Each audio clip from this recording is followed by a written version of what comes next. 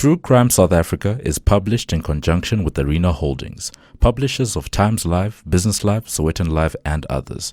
The opinions expressed in this podcast do not necessarily represent the views of Arena Holdings and its affiliates. The following episode may contain sensitive material, including descriptions of violence, sexual assault, or graphic descriptions of injuries to victims. If you feel you may be triggered by such material, please consider this before accessing our content. To access trauma counseling or services, please see the helpline information on our show notes.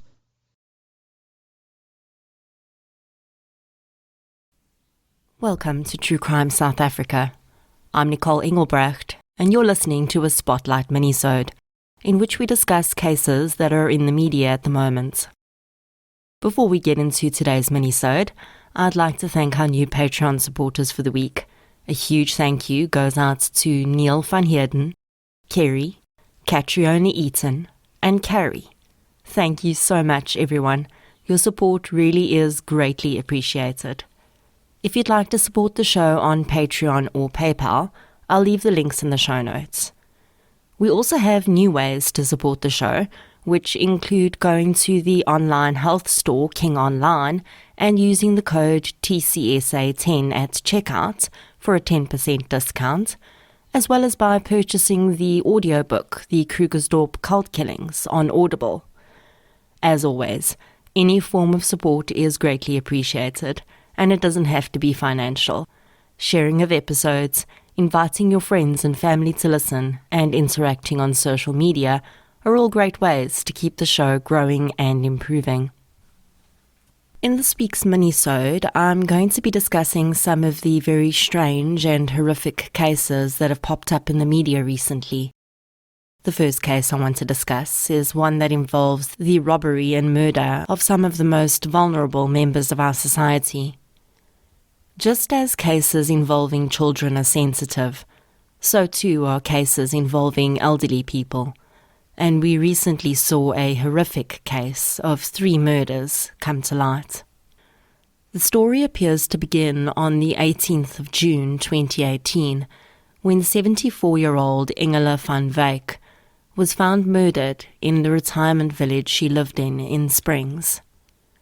There appeared to have been a struggle, and Ingela's hands and feet had been bound, and she had also been tied to her bed.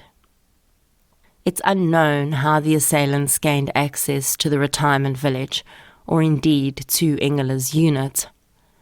The house was ransacked, and any item of perceived value was taken.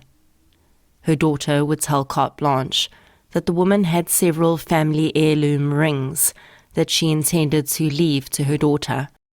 When Ingela's body was found, the container that she kept the rings in was next to her head, indicating that the perpetrators had rifled through it in front of her. It is now known that the perpetrators would attempt to gain entry to another retirement home in the area soon after Ingela's murder. When that attempt failed, they moved on to Mpumalanga, to Macadamia Care Centre. On the 8th of July 2018, the perpetrators gained entry to the centre by convincing an elderly man that they were there to visit a relative. On this occasion, what we now know to be 2 male perpetrators were accompanied by a third accomplice, a woman. That afternoon, the body of 85-year-old Heta Potgieter was found in the centre's frail care facility. CCTV footage from the scene would provide the first visuals of the perpetrators. Although there was only one camera in the parking lot of the centre, the camera of a physiotherapist next door caught the 3 perpetrators' activities after the murder, which included swapping out their number plates for stolen ones before driving off. One male had stayed in the vehicle, while another male and female had entered the building. Shortly afterwards, the female is seen leaving the centre and waiting in the car for about 10 minutes. The male then exits the building with a skip in his step, looking immensely pleased with himself. Police traced the registration number of the vehicle seen on the CCTV footage and discovered that there was still a tracking system installed in the perpetrator's vehicle that they likely knew nothing about. The tracker had been installed by one of the many previous owners of the vehicle and never removed when it was sold.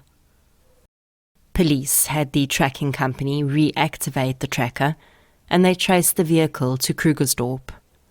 The perpetrators, Sean Oosthuizen, John Deploy, and Mandy Forster, were arrested at a campsite in the Magaliesberg soon after. The perpetrators were brought back to Nelspruit to appear in court around a charge of the murder of Hetta Potgieter. Despite protests from investigators on the case, the court released the three on 2,000 rand bail each. Investigators told the court that, in their opinion, if the trio were released, they would undoubtedly kill again.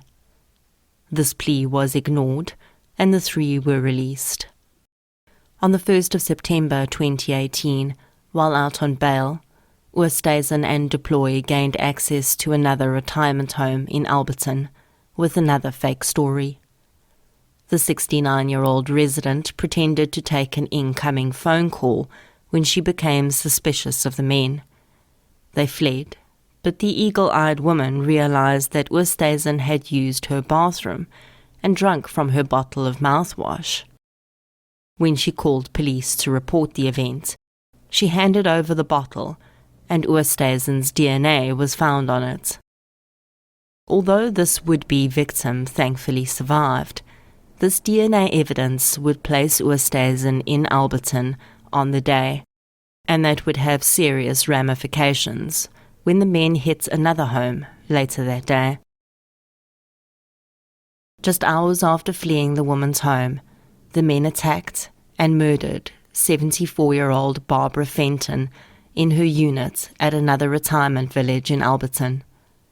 The pair once again used the ruse of visiting a family member to gain entry to the village. They would use common surnames and claim that they were there to inform a family member of the passing of another. Barbara's body showed significant bruising. She had been bound and gagged.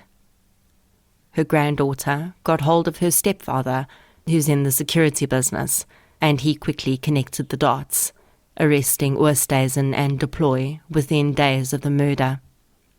Of the pair, the man says that Sean Oosthuizen strikes him as a cold-blooded killer. He believes that Oosthuizen was the leader, and John followed his lead. The two men would stand trial for the murder of Barbara Fenton in 2019 and be found guilty, and then in September 2020, they stood trial for the murder of Engela van Wyk and were also found guilty.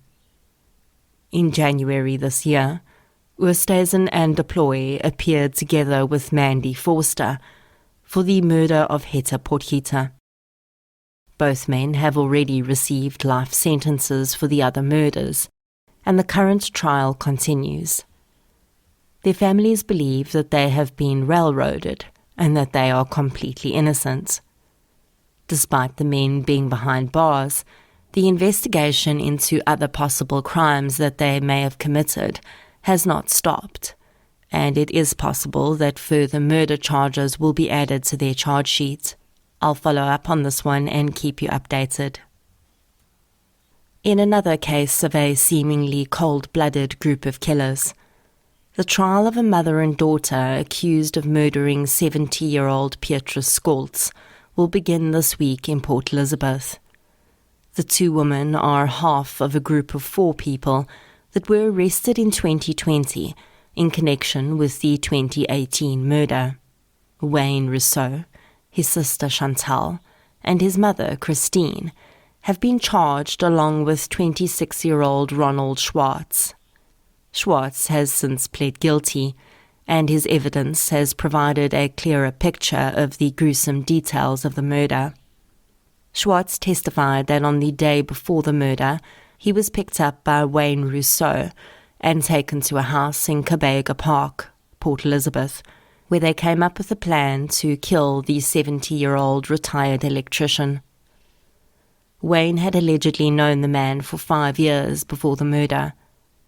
Schwartz said that Wayne had told him that they would be luring Petrus to the house under the guise of him fixing a broken geyser.